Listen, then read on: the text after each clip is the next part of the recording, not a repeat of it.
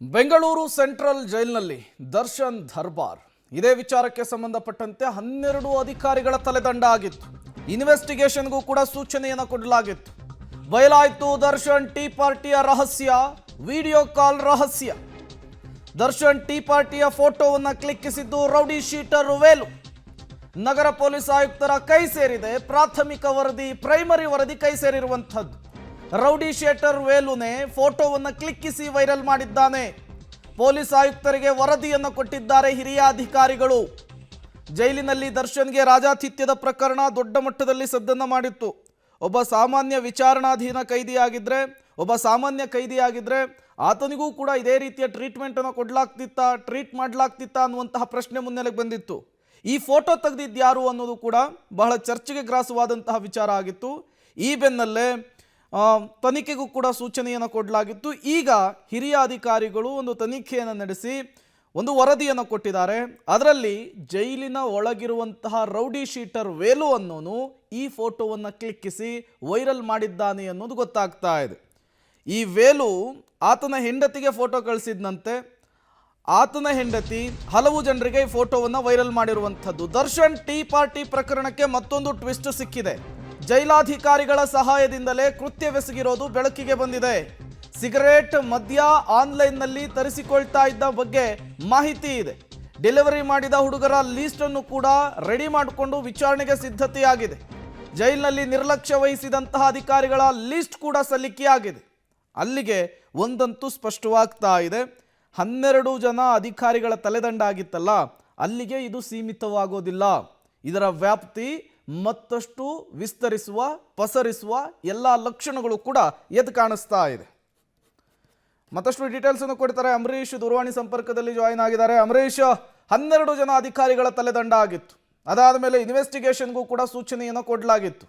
ಈಗ ಪ್ರೈಮರಿ ವರದಿ ಹಿರಿಯ ಅಧಿಕಾರಿಗಳ ಕೈ ಸೇರಿರುವಂತಹದ್ದು. ಈ ವರದಿಯಲ್ಲಿ ಏನೆಲ್ಲ ಅಂಶಗಳನ್ನು ಉಲ್ಲೇಖಿಸಲಾಗಿದೆ, ದರ್ಶನ್ಗೆ ಟೀ, ಸಿಗರೆಟ್ ಸಿಕ್ಕಂತಹ ವಿಚಾರಕ್ಕೆ ಸಂಬಂಧಪಟ್ಟಂತೆ ಯಾವೆಲ್ಲ ಅಂಶಗಳನ್ನು ಅಲ್ಲಿ ಉಲ್ಲೇಖಿಸಲಾಗಿದೆ ಅಂತ ಹೇಳಿ ಅಂಬರೀಶ್.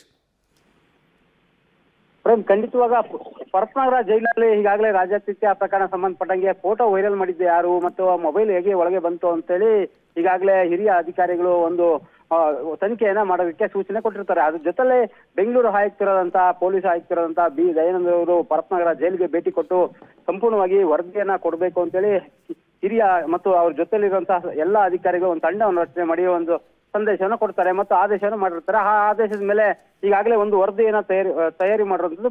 ಪ್ರಾಥಮಿಕ ಹಂತವಾಗಿ ಈಗ ಒಂದು ವರದಿಯಲ್ಲಿ ಈಗಾಗಲೇ ಆ ಫೋಟೋವನ್ನ ವೈರಲ್ ಮಾಡಿದ್ದು ರೌಡಿ ಶೀಟರ್ ಅಂತ ವೇಲುನೇ ಮಾಡಿರುವಂತದ್ದು. ಜೊತೆಗೆ ಅವನ ಪತ್ನಿಗೆ ಫೋಟೋವನ್ನ ಕಳಿಸಿ ಅವ ಮೈಂಟೈನ್ ಮಾಡಕ್ಕೆ ಮುಂದಾಗಿದ್ದ ಅಂತೇಳಿ ವರದಿ ಆಗಿರುವಂತದ್ದು. ಜೊತೆಗೆ ಏನಂತಂದ್ರೆ ಈಗಾಗಲೇ ಸಂಪೂರ್ಣವಾಗಿ ಅಲ್ಲಿ ಕುಳಿತಿದಂತಹ ಕುಳ್ಳಾಸೀನ ಇರ್ಬೋದು ಅಥವಾ ರೌಡಿ ಶೀಟರ್ ಧರ್ಮ ಇರ್ಬೋದು, ಎಲ್ಲರೂ ಸಹ ರೌಡಿ ಶೀಟರ್ಗಳಾಗಿರುವಂತದ್ದು. ಜೊತೆಗೆ ಆ ಜೊತೆಯಲ್ಲಿ ದರ್ಶನ್ ಕೂತಿರುವಂತದ್ದು. ಈ ಫೋಟೋ ಸಂಪೂರ್ಣವಾಗಿ ವೈರಲ್ ಆಗ್ತಿದ್ದಂತೆ ಎಲ್ಲರ ಕಡೆನೂ ಸಹ ಸಂಪೂರ್ಣವಾಗಿ ತನಿಖೆ ಪ್ರಾರಂಭ ಆಗಿತ್ತು.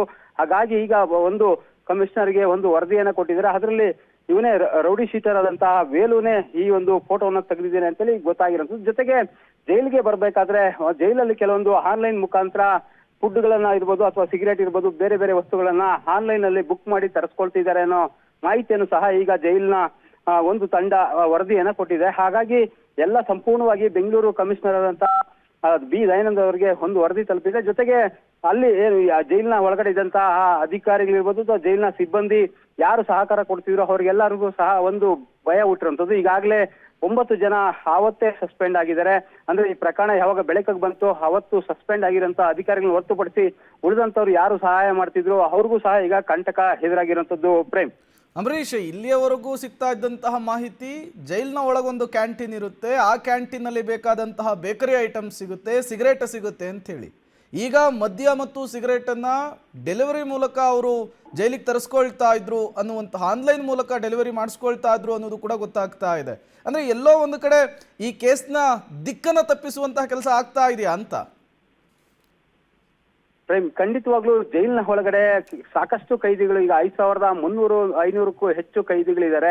ಪ್ರತಿಯೊಬ್ಬರಲ್ಲೂ ಸಹ ಒಂದಲ್ಲ ಒಂದು ಅಭ್ಯಾಸ ಇರ್ತದೆ. ಆದ್ರೆ ಎಲ್ಲೋ ಒಂದ್ ಕಡೆಗೆ ಬೀಡಿ ಇರ್ಬೋದು ಅಥವಾ ಸಿಗರೇಟ್ ಇರ್ಬೋದು ಎಲ್ಲವನ್ನು ಸಹ ಜೈಲಿನ ಒಳಗಡೆ ಕೆಲವು ಕೈದಿಗಳಿಗೆ ಕೊಡ್ತಾ ಇದ್ರು. ಅದರಲ್ಲೂ ಸಹ ಒಂದು ಪ್ಯಾಕೆಟ್ ಸಿಗರೇಟ್ ಕಿಂಗ್ ಪ್ಯಾಕೆಟ್ಗೆ 2000 ರೂಪಾಯಿ 1000 ರೂಪಾಯಿ ತಗೊಂಡು ರಾಜಾರೋಷವಾಗಿ ಇಷ್ಟು ದಿನ ಕೊಡ್ತಾ ಇದ್ರು. ಎಲ್ಲೋ ಒಂದ್ ಕಡೆಗೆ ದರ್ಶನ್ ಫೋಟೋ ವೈರಲ್ ಆಗ್ತಿದ್ದಂತೆ ಸಂಪೂರ್ಣವಾಗಿ ಜೈಲ್ನ ಸ್ವಚ್ಛತೆ ಮಾಡಿದ್ರು. ಎಲ್ಲೂ ಸಹ ಏನು ಸಿಗದಂತ ಪರಿಸ್ಥಿತಿಗೆ ಬಂದ್ರು.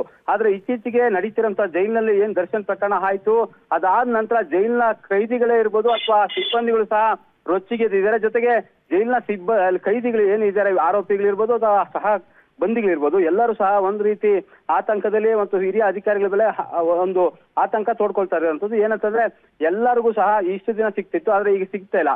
ಸಂಪೂರ್ಣವಾಗಿ ಜೈಲಿನಲ್ಲಿ ಸಿಗರೇಟ್ ಇರ್ಬೋದು ಅಥವಾ ಬೀಡಿ ಇರ್ಬೋದು ಯಾವುದೂ ಸಿಗ್ತಾ ಇಲ್ಲ. ಹಾಗಾಗಿ ಈ ಒಂದು ಪ್ರಕರಣ ಏನ್ ದರ್ಶನ್ ಪ್ರಕರಣ ಆಯ್ತು, ಅದ್ ನಂತರ ಸಂಪೂರ್ಣ ಎಲ್ಲ ಬಂದ್ ಆಗಿದೆ. ಆದ್ರೆ ಎಲ್ಲ ಒಂದ್ ಕಡೆಗೆ ಹಿರಿಯ ಅಧಿಕಾರಿಗಳೇ ಜೈಲಿನ ಸಿಬ್ಬಂದಿ ಅಥವಾ ಜೈಲಿನ ಅಧಿಕಾರಿಗಳು ಇಷ್ಟು ದಿನ ಎಲ್ಲರಿಗೂ ಸಹ ಏನ್ ಬೇಕೋ ವ್ಯವಸ್ಥೆ ಮಾಡ್ತಿದ್ರು, ಜೈಲಲ್ಲಿ ರಾಜಾರಾಶವಾಗಿ ಎಲ್ಲವನ್ನು ತಲುಪಿಸ್ತಾ ಇದ್ರು. ಹಾಗಾಗಿ ಈಗ ಈ ಪ್ರಕರಣದ ನಂತರ ಸಂಪೂರ್ಣ ಎಲ್ಲ ಬಂದ್ ಆಗಿದೆ. ಒಂದ್ ರೀತಿಯ ಅಧಿಕಾರಿಗಳಿಗೂ ಸಹ ಈಗ ಕಂಟಕವಾಗೋ ಪರಿಸ್ಥಿತಿ ನಿರ್ಮಾಣ ಆಗಿರುವಂತದ್ದು. ಯಾಕಂದ್ರೆ ಬಂದಿಖಾನೆ ನಿಯಮಾವಳಿ ಪ್ರಕಾರವಾಗಿ ಏನ್ ಕೊಡಬೇಕು ಅಥವಾ ಏನ್ ಕೊಡಬಾರದು ಅನ್ನೋದನ್ನ ಅಧಿಕಾರಿಗಳು ನೋಡ್ಕೋಬೇಕಿತ್ತು. ಆದ್ರೆ ಎಲ್ಲ ಒಂದ್ ಕಡೆಗೆ ಹಣದ ಆಸೆಗೆ ಬಿದ್ದಂತ ಅಧಿಕಾರಿಗಳು ಈಗ ಅದರ ಪರಿಸ್ಥಿತಿಯನ್ನ ಎದುರಿಸಬೇಕಾಗಿರುವಂತದ್ದು. Prem. Okay, thank you Amaresh ನಮ್ಮೆಲ್ಲ ಮಾಹಿತಿಗಾಗಿ.